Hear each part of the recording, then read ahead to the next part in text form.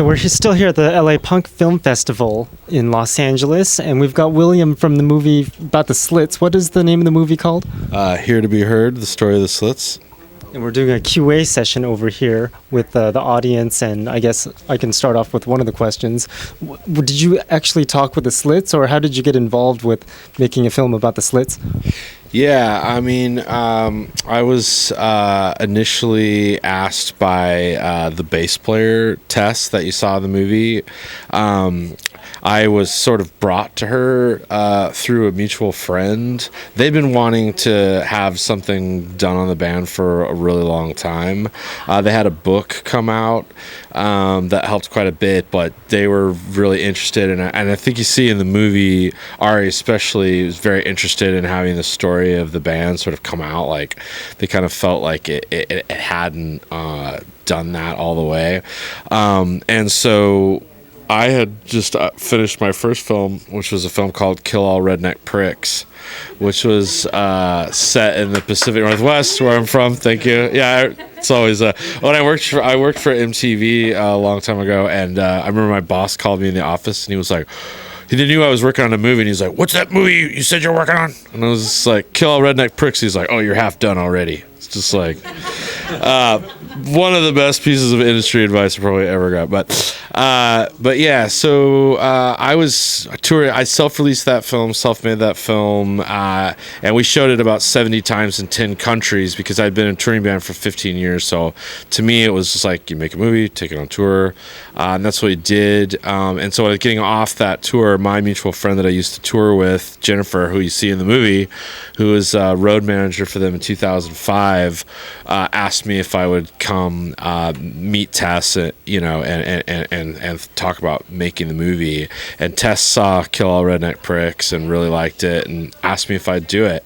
And initially I actually said no, because I was never worked with a major label band before, and I was terrified of this getting in the situation, which absolutely did happen to us and ruined my life several years later, which is that working with a major label band, there's no amount of DIY work ethic that gets you to the end of the movie. It's just, fuck you, pay me. Like they don't care about that. They just care about being written a check, not the band, but the publishing company, right? In order to clear the music.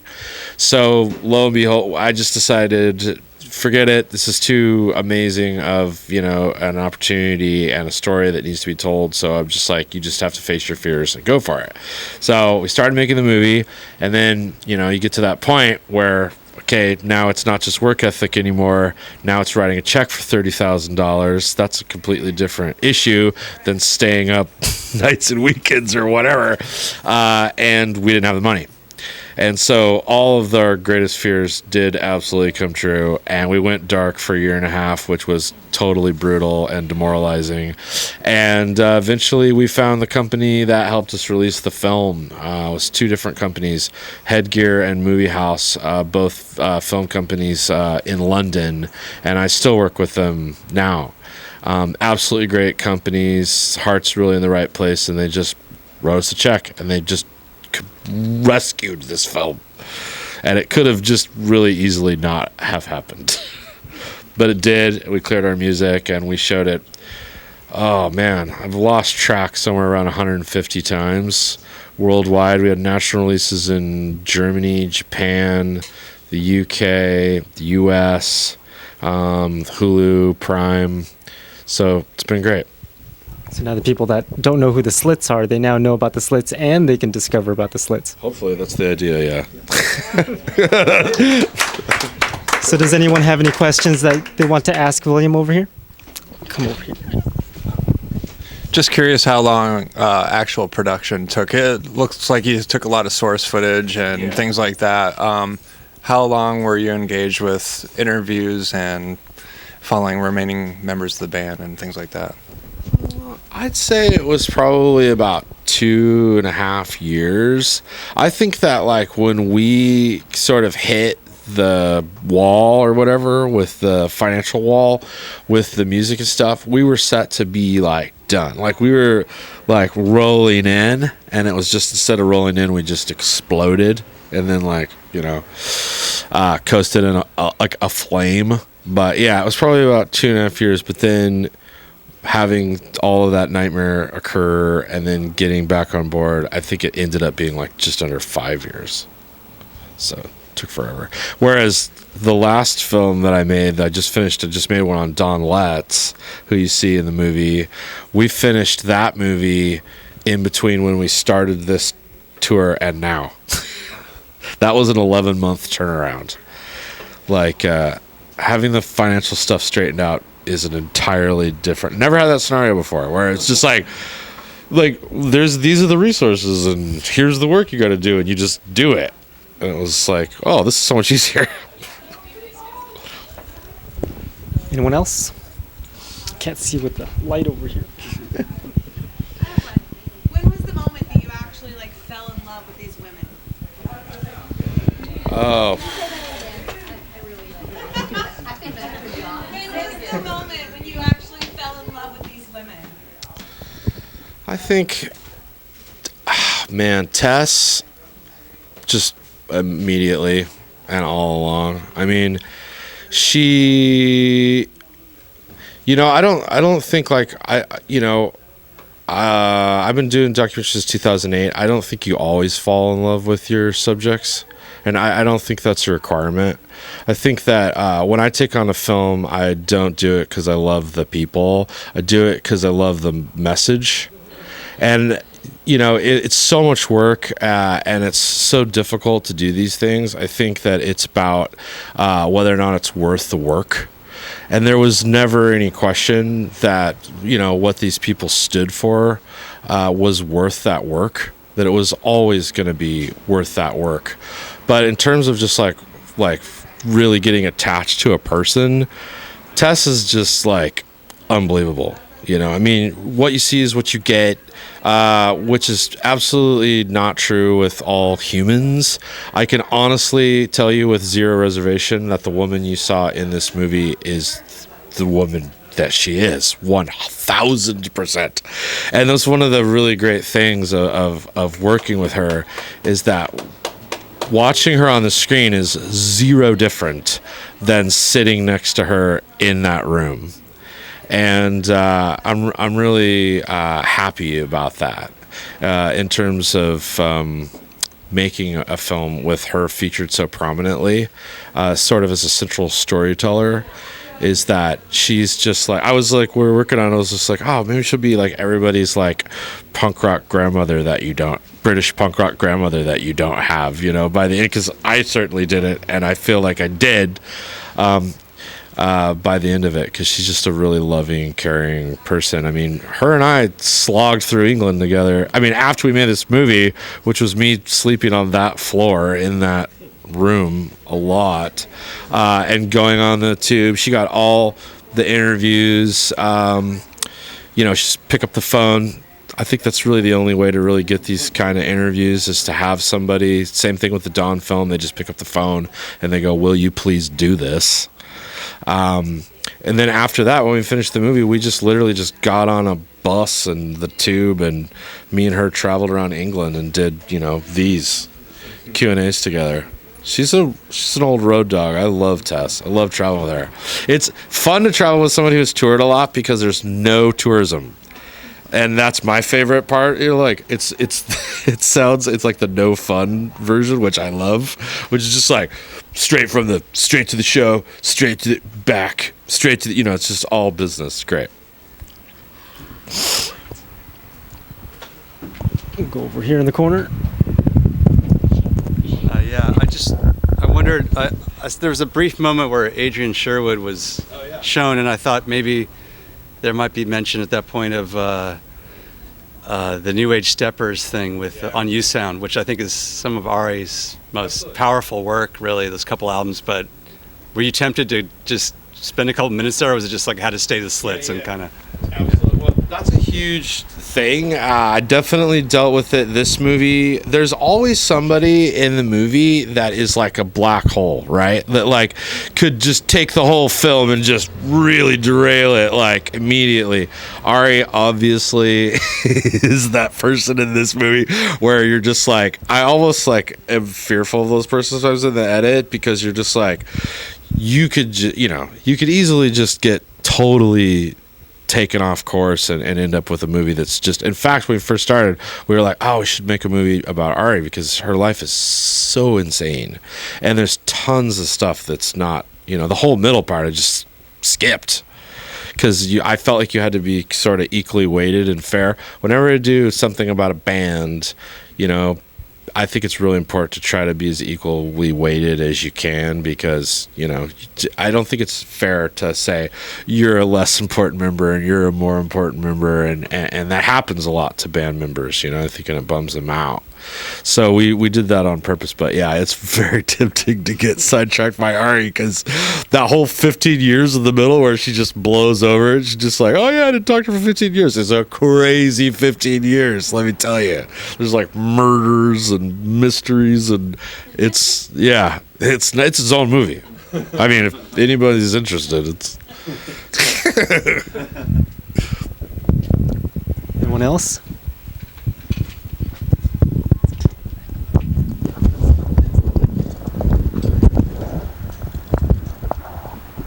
Actually, there's lots of questions. What did she actually die of? Ari. Right. Yeah, that was another thing we chose to not get too derailed on, but cancer. And that's obviously, everyone knows cancer is a huge topic. And also how you deal with it, how you treat, how you pass. All of those issues are so big that, again, we just kind of stayed on the band. But yeah, cancer. I understand that she was refusing treatment or something like that. Yeah, I just don't get into it. It's another movie. It's totally personal decision from someone, and my thing I always try to think of when you're telling a story about anything, I guess, is that is this thing necessary to the story? Can you tell the story without getting into it, some of this more sensational type stuff? And I only try to get into it if I answer that question and I go, you cannot tell this story without talking about this. And in this case, you cannot tell the end of this story of this band without talking about the death of Ari. So we did talk about it. But then if you do talk about it, I feel like you have to talk about it with a certain air of respect. And so, yeah, try to do that as much as possible. But it is definitely a huge, immense part of the end of the band. And it was very important to test, too, I'd say a requirement, to include slits, too, which some people wouldn't. That's what Don calls it, slits, too, so I started calling it slits, too, as well. But, some people didn't want that. They wanted a whole movie just about the slits, but it was really important to them that it slits to be involved. And as the filmmaker, to me, it was important because I saw it as a time period where it quits just being like four people and starts being like the realization of the tribe, which is something that they were always sort of like playing around with, and then started to become something that actually did feel like it was becoming a real thing, which was because that was a cool thing about the band too that I think is pretty abnormal, of just sort of offering membership kind of in a way of being like, oh, you're a slit. You're a slit. This is slitsy. This is slit. Like just expanding the whole concept outside of something that's owned by four people. And I think that's a really cool aspect of what, they were doing. Plus, you can't just leave off pieces of information and call it a documentary, Well, the other thing I didn't want to do is that, is to have a film, especially a film about women, where it was, oh, everybody's young and everybody's sexy, and then I don't know what happens, and the movie just like ends. I feel like especially in this case, we could not do that. It had to be a movie about a whole life. A real person, whole life that goes beyond just being like young and like looking good and running around, and I that was really important to me to do the whole kind of picture, that this isn't just about being young and being hip and looking cool and saying the right things, but it's something, as you see in the movie, it never stops. goes on and on forever. It's not over now. It's not over today. So that was important to me to just keep going. Excellent. We are so excited about this. One more question, and then we're going to go straight into 30 minutes of programming and into the Q&A and everything, an awards ceremony. Yeah, what was your take on the infusion of the punk and the reggae style music? What was your take? Well, it's interesting because with the Dawn movie, there's like a whole big section about that. I mean, I think, you know, for this band, I think it's a situation of total infusion, like not sort of like just kind of wearing something and then like sort of dancing in a style. Like, I love the Clash. Clash is great. Don't want to dog them, but you know, some people said like, oh, this is a rock band that could put on like, you know, sort of reggae, you know, feel for a second when it's convenient. And I don't think you see that in the Slits. I think you see it's a little bit more like a blender. And culturally, I think that you see, you know, them being like incredibly inclusive and having families with people from those scenes and stuff. So it's not, you know, it's very much not like you know, people a couple times have brought up this idea of like cultural appropriation. Like, oh, do you feel like the Slits are like? Absolutely not. I mean, from my point of view, I think to say that and to mention that would be a complete misunderstanding of what I've, you know, understood as being the idea that they were operating out of from the very beginning, which is a total. It's funny how much punks talk shit about hippies because there's a lot of unifying principles there, one of which being that, you know, let's all love and live and be together. And it's huge, and they did it. They walked the walk, so it's great. Very cool. So one last thing, where can people find more information about the movie? You mean like watching it? Well, where can they find more information if they haven't watched it? Yeah, well, if you want to watch it, you can watch it on Prime or Hulu or wherever. And we printed the scrapbook, you know, that you see in the movie. We have it out there. I only don't have very many copies in the United States, but I have some here tonight. It's the DVD in the back, then T-shirts, and then we have this enormous British release poster that's like this big. If anybody has an apartment large enough for it. That's like what? That looked like you were drawing like 50 feet or something like that? Quad. Yeah. No, it's literally this size. Yeah. It's huge. Okay, so we're going to have our awards ceremony shortly, and This means so much to me. If I can And Sandy will, right now, and just to say, yeah, I'm from Britain. Everybody can hear it, right? And I know a lot of people here as well. Like, thank you so much for this, and also a woman movie and empowerment movie. Thank you. Thank you so much. So what we're going to do right now is we have only 30 minutes. We have just 30 minutes of programming right now, short movies. Get Your Gonads right now, which is a movie from me, which is just a preview, guys. We have 8 days and 3 cameras, so we can choose anything we want, really, to make this movie. But this is just what one of our editors decided to do for a short trailer to see what you guys think. So it's sort of like a marketing project, okay? It's a punk Spinal Tap.